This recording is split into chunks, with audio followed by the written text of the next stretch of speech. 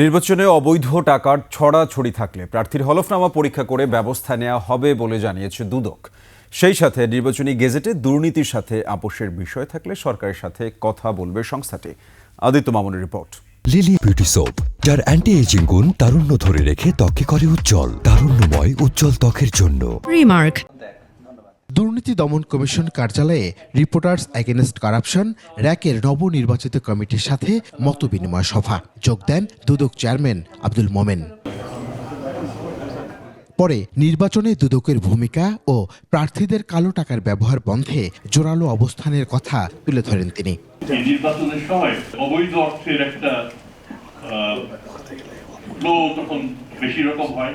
যারা নির্বাচন ফলপ্রার্থী তাদের সম্পদ বিবরণী নির্বাচন কমিশনকে অনুরোধ করেছি যে আপনারা নিজেরা পরীক্ষা করুন। পরীক্ষা করে আপনারা যদি কোন স্টেটমেন্টকে আপনাদের মনে হয় সন্দেহজনক, সেটা যদি আমরা দুদক পাই পরীক্ষা করব, পরীক্ষা নিরীক্ষা করে বের করার চেষ্টা করব। প্রয়োজনে চলমান আইনে সংশোধন করতে সরকারকে পরামর্শ দেওয়া হবে বলেও জানান তিনি। নতুন আইনে যদি আপোষের কথা বলা থাকে, আমাদের এটা পুনরায় পরীক্ষা নিরীক্ষা করতে হবে। আমরা এটা দেখে আমরা আমাদের যে বেসিক যে চিন্তা, দুর্নীতির সাথে আপোষ নাই, আমরা সেখানেই থাকবো।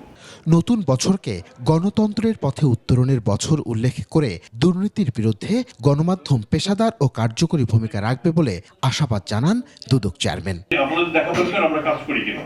আদিত্য মামুন, 21 টেলিভিশন, ঢাকা।